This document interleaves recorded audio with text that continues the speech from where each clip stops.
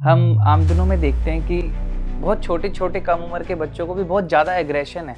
वो एग्रेशन है या पता नहीं टेम्पर है। बच्चों को क्रोध आता क्यों? देखिए, बच्चों की दुनिया बहुत सी है। एक परिवार के लोग, आप उसके भाई को देखेंगे, दोनों की शक्लें बहुत मिलती, बिल्कुल। माँ को देखेंगे शक्लें बहुत मिलती। ये कैसे होता है? वो आप सोचिए, उन्होंने एक दिन के अंदर मेरा एग्रीमेंट रेडी किया, मैंने एग्रीमेंट साइन किया, सब हो गया। साइन वाइन करके मैं वापस उनके पास आया लंच करने के लिए। मुझे एक बात सच बता, मैंने एग्रीमेंट के बाद पूछी बात, मैंने पूछी ना सर, बोले आपने साईं बाबा से कल क्या कहा? मैंने कुछ नहीं कहा। आपने कहा मेरा पॉलिसी नहीं है, हम लोग नहीं दिखा सकते। मैंने ठीक है भाई। पूरे सारी रात उन्होंने मुझे सोने नहीं दिया।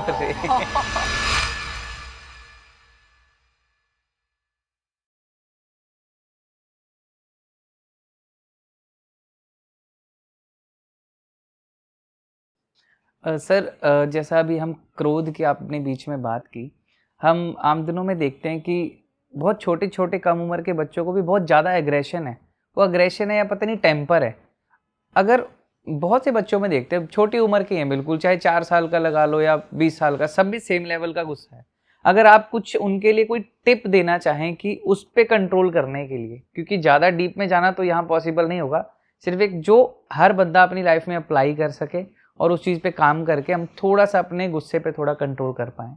देखिए, आपने बच्चों की बात की है, और बच्चों के लिए क्रोध जो है ना, वो लगभग हर बच्चे को आता है। और क्रोध हमारी नसों में दौड़ रहा है, और बच्चे उसको शांत करना भी नहीं जानते हैं।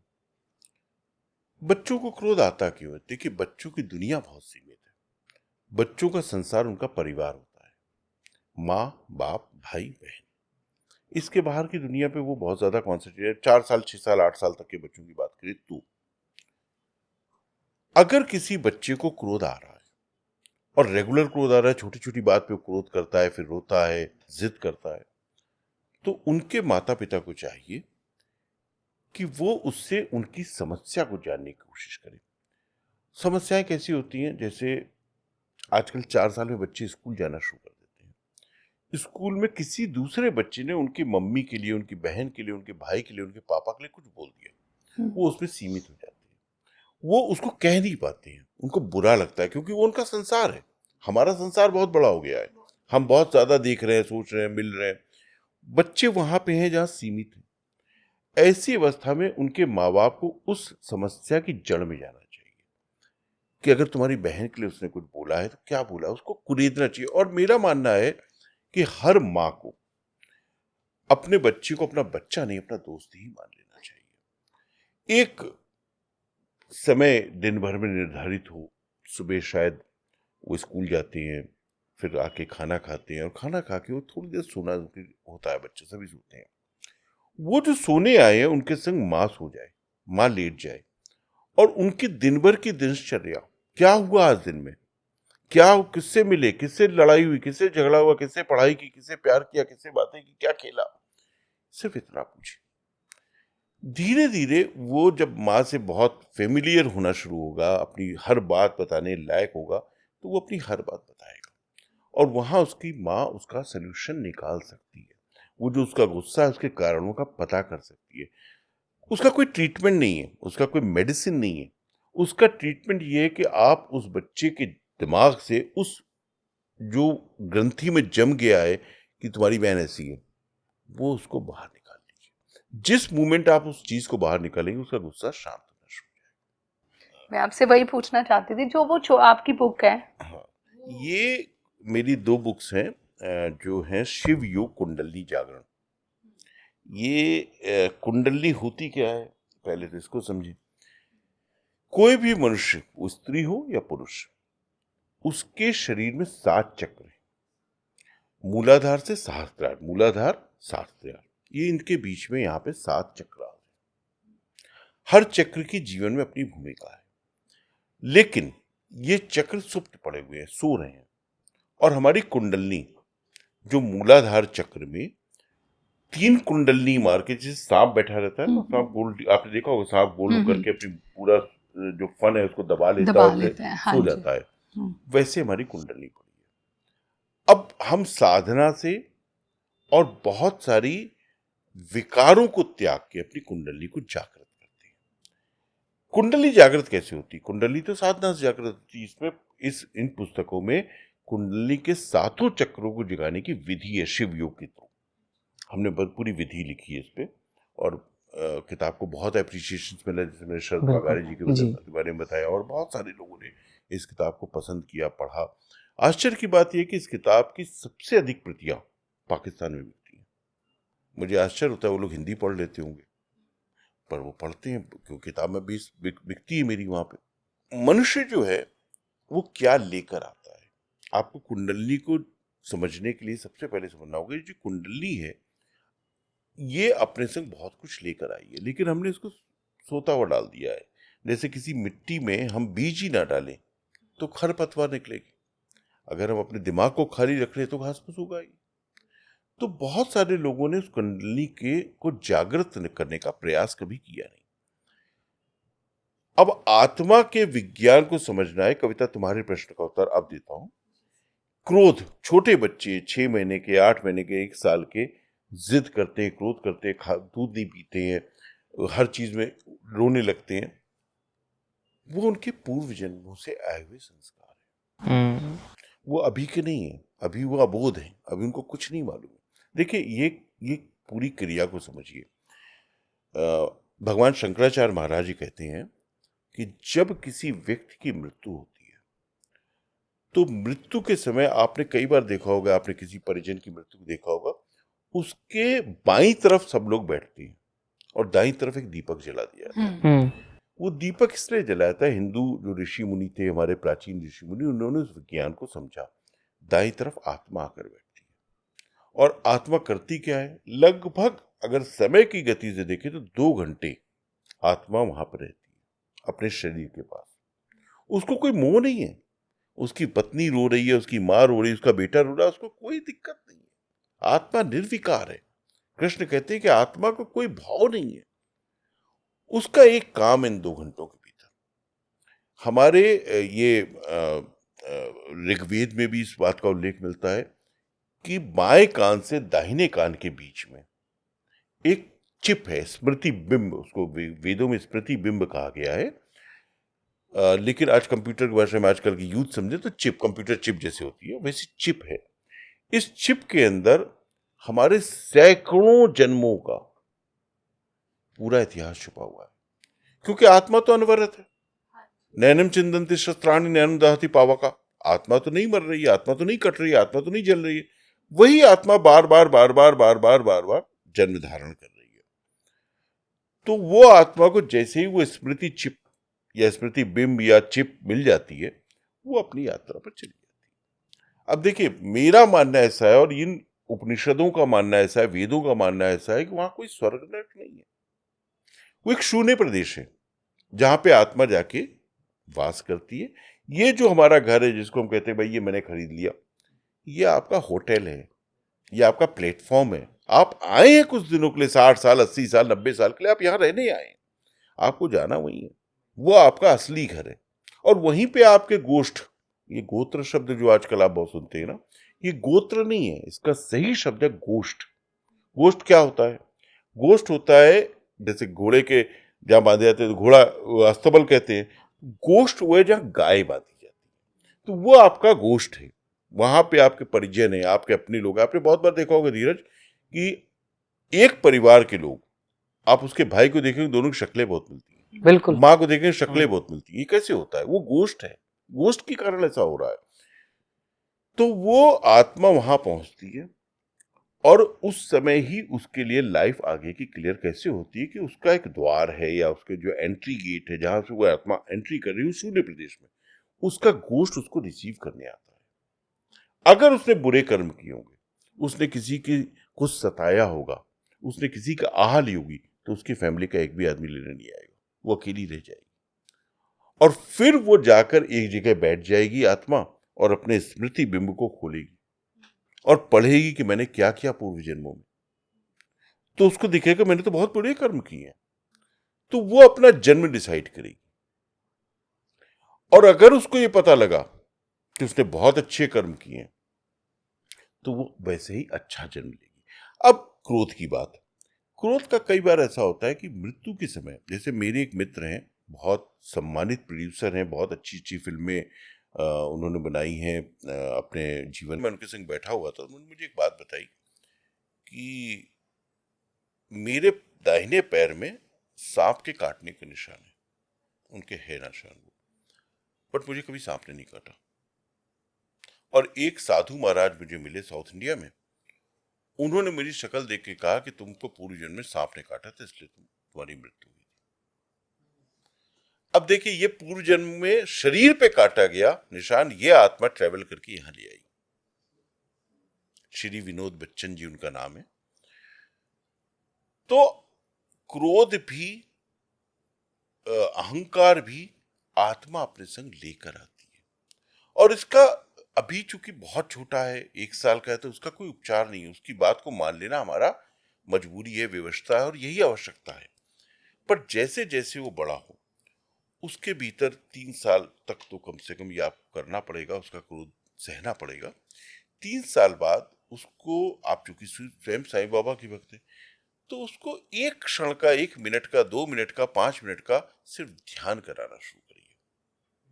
जिस अवस्था में वो ध्यान शुरू करेगा, उसका क्रोध शांत होने लगेगा। जैसे वो अपने भीतर झांकने को, ध्यान क्या है, ध्यान को समझना बहुत आवश्यक है, क्योंकि बहुत सारे लोग ध्यान में पता नहीं क्या करते हैं। कहीं तो सो ही जाते हैं मोस्टली। ध्यान, मेरी अगर आप किताबों में ध्यान की पूरी, मैंने काफी बड़ा चैप्टर लिखा है ध्यान के ऊपर। ध्यान अपने आप को जानने की कोशिश। देखिए, हमारा क्या हुआ कि हमारी ये 2 आंखें जिनसे हमको संसार दिखता है, हमारे ऋषि मुनियों ने ये आंखें बंद की और भीतर झांका, तो उन्हें इससे बड़ा ब्रह्मांड अंदर मिल गया। ये जो ब्रह्मांड था जिसको हम देख पा रहे हैं आंखों से, इससे बड़ा ब्रह्मांड हमारे अंदर है। उस ब्रह्मांड के भीतर जब वो घुसे, तो उनको आत्मिक शांति मिली, परम ज्ञान मिला, परम संतुष्टि मिली। तो ये ध्यान जो है ना, आपको बहुत विकारों से दूर ले आएगा। तो आप अर्चित के संग भी ये करिएगा। अभी तो छोटा है, अभी तो छोटा, संभालिए। पर ना वही सर, टाइमली आता है उसको गुस्सा, एक थोड़े टाइम के लिए, वो बस पीछे जन्म से लेके ही आया है। पिछले जन्म से। वो वैसे लेके उसे इस उम्र में भी साईं से बहुत प्यार है, हो जाएगा, ठीक हो जाएगा, ठीक हो जाएगा, बहुत ज्यादा। ठीक हो जाएगा। सर, कोई आपका रिसेंटली ऐसा एक्सपीरियंस जो आप हमें बताना चाहते हो? साईं बाबा से जुड़े हुए लोग हैं, उनके जीवन में हर दिन बाबा की कोई ना कोई कृपा या बाबा का कोई ना कोई चमत्कार होता है। और वो करते हैं, वो आपके साथ रहते हैं, उनका हाथ आपके सर पे लगा ही रहता है कि मैं इसके ऊपर कुछ कृपा कर दूं। तो ऐसी तो बहुत सारी घटनाएं होंगी जो कल हुई होंगी, परसों हुई होंगी, लेकिन एक बड़ी घटना मैं आपको बताता हूँ। 2016 में मैंने एक शो बनाया, पायलट, अनंत कोटि ब्रह्मांड के नायक साईं बाबा। आई थिंक वो डीडी किसान पे है ना, डीडी। समर जयसिंह, किशोरी शाहने वगैरह सब उसमें एक्टर्स थे। और वो पायलट मैंने सबमिट कर दिया दूरदर्शन में, बट कई साल तक उस पर कुछ कार्यवाही नहीं हुई। लगभग 2021 में मुझे एक पत्र मिला दूरदर्शन से कि फला दिन इसका एक प्रेजेंटेशन करने आपको दिल्ली आना है। मैं फ्लाई करके दिल्ली गया, तो उस समय वहां पे एक डीडीजी थे, मिस्टर आलोक अग्रवाल, IAS। मैं 1:30 बजे दोपहर में पहुंच गया था दूरदर्शन, 11:30 बजे रात में मेरा प्रेजेंटेशन हुआ। तो थोड़ी थकान भी हो जाती है, कोफ्त भी हो रही थी, क्या हो रहा है, पर ठीक है, जो है से है। तो प्रतीक्षा करता रहा, जब मेरा नंबर आया तो मैं गया अंदर। मेरा एपिसोड उन्होंने देखा मेरे सामने बैठ के। तो आलोक जी का पहला रिएक्शन ये था कि मैंने पिछले 30-40 दिनों में 1,500 से अधिक पायलट्स देखे हैं, लेकिन ये पहला पायलट है जिसने मुझे 3 बार रुलाया है। इतना इमोशनल, इतना खूबसूरत ड्रामा आपने लिखा है। तो मैंने थैंक यू सर। फिर थोड़ी देर साईं बाबा की बातें होती रही, शो के ऊपर बातें होती रही, और एंड में करीब करीब 12:20 पे उन्होंने मुझसे बोला, विकास जी सब बहुत अच्छा है, लेकिन ये शो हम कर नहीं पाएंगे। मैंने कहा क्या हो गया आलोक जी? बोले नहीं सर, हो कुछ नहीं गया, दूरदर्शन की पॉलिसी नहीं कि साईं बाबा या किसी धार्मिक शो पे काम करे। ठीक है, जो पॉलिसी नहीं तो ठीक है, मेरे पैसे खर्च हो गए थे काफी पायलट बनाने में, जो भी है ठीक है, वो चलता रहता है लाइफ में। मैं नीचे उतरा तो मैंने ओला बुक की, मेरा होटल शायद दरियागंज में था, नहीं हाँ दरियागंज में रुका हुआ था मैं। तो मैंने ओला बुक की, तब तक वो अपनी गाड़ी लेके पीछे से आए, गाड़ी रोकी उन्होंने। बोले विकास जी आप कहाँ जाएंगे, मैं आपको ड्रॉप कर दूँ? मैंने सर मुझे बहुत दूर जाना है, दरियागंज जाना है। बोले इतनी दूर क्यों होटल लिया? मैंने वो एक पुराना होटल है जहाँ मैं हमेशा रुकता हूँ, घर जैसा लगता है। तो वो अपने रास्ते चले गए, मैं अपने रास्ते चले गए। सुबह मेरी 7 बजे की फ्लाइट थी। अब यहाँ से बाबा का चमत्कार शुरू होता है। मैंने फ्लाइट पकड़ी और वो फ्लाइट एयर इंडिया की थी, 1 घंटे शायद लेट हो गई। मैं 11 बजे अपने घर पहुंचा और मैंने बेल दबाई, मेरा फोन बज रहा है। मैंने फोन उठाया तो जो दूरदर्शन का सेक्शन इंचार्ज था, मिस्टर सुखवीर उनका नाम, उनका फोन था। मैंने तुरंत फोन लिया। मैंने सर कहाँ है विकास जी आप? मैंने कहा मैं अपने घर के बाहर हूँ, बेल दबाने जा रहा हूँ, आप बॉम्बे पहुंच गए? हाँ सर बॉम्बे पहुंच गया। अच्छा ठीक है मैं बताता हूँ। मैं अंदर आ गया घर में। मैंने उसको बहुत नोटिस नहीं किया बात को। चाय वाय नाश्ता सा जो भी हुआ, फ्रेश हुए, पूजा पाठ शुरू हुई। गजेंद्र चौहान जो युधिष्ठिर बने थे महाभारत में, उनका फोन। ये फोन आ रहा है 1 बजे, 20 मिनट हो गया, 25 मिनट। कहाँ हो विकास भाई? घर में हूँ, खाना खा रहा हूँ। अरे बॉम्बे पहुंच गए? हाँ भाई मैं बॉम्बे पहुंच गया। अच्छा ठीक है मैं बताता हूँ। इन्होंने अब भी ये काट दिया है। क्यूरियोसिटी मेरे लिए भी थी कि पहले गजेंद्र उस कमेटी के मेंबर थे जिस कमेटी को शो अप्रूव करने होते हैं। तो मेरे लिए भी क्यूरियोसिटी थी कि हो क्या रहा है मेरे से। पहले सुखवीर का फोन आया, फिर इनका। 3:15 बजे मुझे एक और फोन आता है सेक्शन से। अब ये नंबर मेरे पास था नहीं, अननोन नंबर था। तो मैंने फोन उठाया तो मुझे किसी आदमी ने बोला कि साहब डीडीजी साहब बात करेंगे। अब आलोक अग्रवाल खुद लाइन पे हैं। तो मैंने कहा हाँ जी आलोक जी। बोले विकास जी आप बॉम्बे पहुंच गए क्या? मैंने जी सर बॉम्बे पहुंच गया, अपने घर में बैठा हूँ। आप बॉम्बे से दिल्ली वापस आ सकते हैं। मैंने कहा बात क्या है सर? पहले सुखवीर जी का फोन आया, गजेंद्र जी का फोन आया, और आप भी यही सवाल पूछे। मैं तो थोड़ा परेशान हो गया हूँ। तो बोले बताऊंगा नहीं, आप बॉम्बे आ जाओ, बस आपसे कुछ बात करनी है। तो मैंने कहा मैं कल सुबह आता हूँ, आप नाइट फ्लाइट पकड़ लो, सुबह सुबह अर्ली सबसे पहले आपसे मिल लेंगे। मैंने सर नाइट फ्लाइट ली, मतलब उसी दिन आया था, उसी दिन वापस दिल्ली वापस पहुंचा। होटल में जाके सामान रख दिया, रात में वहीं सोया। सुबह मैं डीडी किसान पहुंचा। आलोक अग्रवाल साहब के केबिन में मेरा इंतजार कर रहे थे। तो मैं तो बिल्कुल समय से पहुंचने वाला आदमी, कभी लेट करने की कोशिश नहीं करता हूँ। तो पहुंच गया उनके पास। उनके विकास जी हम शो बना रहे हैं और सबसे मैक्सिमम एपिसोड्स आपको दे रहे हैं। तो मैंने कहा ये करिश्मा कैसे हुआ? तो बोले आप एक काम करो, एग्रीमेंट साइन कर लो, मैं आपका वेट करूंगा, लंच साथ में करते हैं, आप पहले एग्रीमेंट साइन करके आओ। तो मैं सेक्शन में गया, एग्रीमेंट मेरा रेडी, आप सोचिए उन्होंने 1 दिन के अंदर मेरा एग्रीमेंट रेडी किया। मैंने एग्रीमेंट साइन किया, सब हो गया, साइन वाइन करके मैं वापस उनके पास आया लंच करने के लिए। तो उन्होंने कहा आपने मुझे एक बात सच बताना। मैंने एग्रीमेंट के बाद पूछी ये बात, मैंने पूछी ना सर। बोले आपने साईं बाबा से कल क्या कहा था?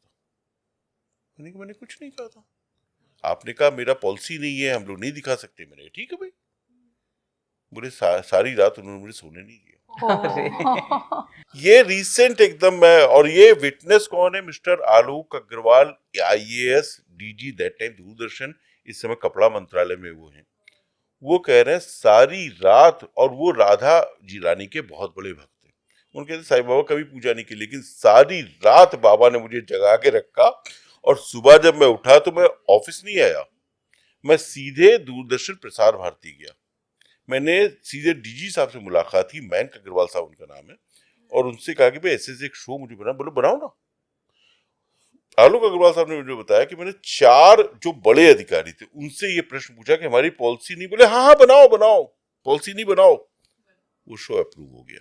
अब शो अप्रूव हो गया और देखिए कोरोना आ गया, और दूरदर्शन का एग्रीमेंट साइन कर चुके थे। उनका एक टर्म्स था कि हमको डिलीवरी इस टाइट डेट पे चाहिए, चाहे रोना हो चाहे करोना हो। अब मेरे लिए परेशानी थी, लेकिन मैं भी बाबा का भक्त हूँ। मैंने पहले ही कहा मैं बहुत निडर आदमी हूँ। मैंने बाबा के ऊपर छोड़ा और काम शुरू कर दिया। हम लोग मड में एक जगह है जहाँ पे मैंने बाबा का पूरा सेट लगाया था, काफी बड़ा सेट। आप लोगों ने जब सबने सीरियल देखा होगा वो, मेरे सीरियल के साथ साथ बगल में एक मराठी शो की शूटिंग चल रही थी और उसके बगल में एक और बंगला था, इसमें एक और शूटिंग चल रही थी, जिनको सबको स्पेशल परमिशन थी डिस्ट्रिक्ट मजिस्ट्रेट से। तो रोज ही कोरोना के जो वॉलंटियर्स टीम थी आ जाती, सबको चेक करना, ये करना, वो करना, पेमेंट हमसे लेके चले जाते थे वो लोग। सर हमने ना 4 महीने डे नाइट शूटिंग की, खाना हमारा वही बनता था, सब कुछ हम कुछ बाहर से नहीं मंगा रहे थे। वही रहते थे? नहीं, रहते नहीं थे, रहते सब अपने अपने, हमने गाड़ी कर दी थी, सब अपने अपने घर जाते थे, हम भी अपने घर जाते थे, सिर्फ साईं बाबा का जो रोल कर रहे थे वो वहीं रहते थे। तो 4 महीने में किसी को एक छींक नहीं आई। सर ये आश्चर्य की बात है, मेरे बगल वाला एकदम दीवार से दीवार जुड़ा हुआ बंगला था, उसमें मराठी शो की शूटिंग चल रही थी, उनके 22 आदमी को एक दिन, फिर 11 आदमी को 3 हफ्ते बाद उनको कोरोना इफेक्टिव पाए गए। लेकिन ये बाबा की ऐसी असीम अनुकंपा कि एक छींक किसी को नहीं आई। मेरी 1 घंटे की शूटिंग इसलिए नहीं रुकी, किसी तबीयत खराब हुई। और मैंने बाबा से यही प्रार्थना की थी, बाबा मैं इस पीरियड में तुम्हारा काम कर रहा हूं, अब तुम संभालो। तो ये एक रिसेंट 2 बड़ा एग्जाम्पल था। आलोक अग्रवाल साहब का तो ऐसा था कि उन्होंने मुझे इतने सस्पेंस में किया और फिर बाद में बताया कि ऐसा ऐसा हुआ, तो मैं तो खुद सरप्राइज हो गया कि मैंने तो बाबा से कहा ही नहीं। लेकिन वो अपने भक्तों की ऐसे ही सुनती है। भक्त के मन में, मैं चाहता था उनके चरित्र पे कोई अलग सा कुछ काम करूं। और ये जो शो था, ये मेरी इस बुक के ऊपर था, साईं की आत्मकथा के ऊपर। ये बाबा का बचपन को मैंने पहली बार दिखाया है, बहुत डिटेल में दिखाया है। और मेरी इच्छा थी, क्योंकि बाबा के ऊपर बहुत काम हुआ है, बहुत फिल्में मैंने ही लिखी हैं, सीरियल्स मैंने लिखे, कुछ नया क्या हो, तो मैंने उनकी यंग एज को टारगेट किया, उसकी यूएसपी पे, पीओवी पे काम किया। बाबा की तो लीलाएं ऐसी, जितनी गुणगान करें वो कम है हमारे लिए। अभी जैसा ऐसे तो हम 2 दिन भी बैठे रहेंगे तो खत्म ही नहीं होने वाली बिल्कुल। तो बाबा के बारे में मुझसे जुड़े रहने के लिए आप मुझे फॉलो कर सकते हैं इंस्टाग्राम पे, साइंस इन हिंदुइज्म, ये मेरा इंस्टाग्राम आईडी है। YouTube channel science in Hinduism, इस पर भी आप मुझे आकर मेरे वीडियोस, बहुत सारी बातें जो मेरी वार्ताएं होती हैं कुंडलनी के ऊपर, साईं बाबा के ऊपर और बहुत सारे भगवानों के ऊपर, आप उस पर देख सकते हैं। तो मुझे लगता है कि आज उन्होंने बाबा की बहुत सारी बातें की और आपके मन में भी साईं बाबा की सच्ची भक्ति की अलग जगह, आपके मन में भी एक ऐसे दरबार की जाने की आकांक्षा, उत्कंठा जागृत हो, जो भी वहां पर गया है वो बहुत कुछ लेकर आया है। तो इन शब्दों के साथ ओम साईं राम। तो सर ये जो आपकी बुक है साईं की आत्मकथा, साईं के साईं बनने से पहले, मैं सच बताऊं पर्सनली, हम लोग अगर पंजाब से मुंबई आज आपके सामने बैठे हैं, ये जो आपका टाइटल है ना, ये मुझे यहाँ खींच लाया है। क्योंकि साईं बाबा के बारे में हम जितना पढ़ते हैं, जितना भी जानने की नई नई इच्छाएं होती है ना, ये जो मेरा क्वेश्चन है मेरे मन में पर्सनली इतने टाइम से था, और जैसे मैंने टाइटल देखा ना, तो मैंने कहा नहीं, सर से तो मिलना पड़ेगा। और सच में बहुत सुंदर बुक है। और आप सभी साईं डिवोटीज के लिए मैं बता दूं, ये अमेजोन पे अवेलेबल है, आप वहां से ले सकते हैं। और साथ में सर की तो ये कई बुक हैं, ये पब्लिश हो चुकी है, जल्दी ही लॉन्च होगी। और ये बुक पढ़ के भी आपको वाकई में पता चलेगा कई के बारे में, और बहुत सी चीज़ें आप सबकी भी क्लियर हो जाएंगी। जैसे कि अभी आपने सुना है ना, विकास सर से बहुत प्यारे साईं के किस्से, उनकी बुक्स के बारे में। साईं को अगर जानना है तो आपको ये बुक्स एक बार ज़रूर पढ़नी चाहिए। आपने देखा जैसे उन्होंने बहुत प्यारे प्यारे साईं के सीरियल्स बनाए हैं, साईं की मूवीज़ बनाई हैं, और आज उन्होंने बहुत ही प्यारे प्यारे एक्सपीरियंस हमारे साथ शेयर किए हैं।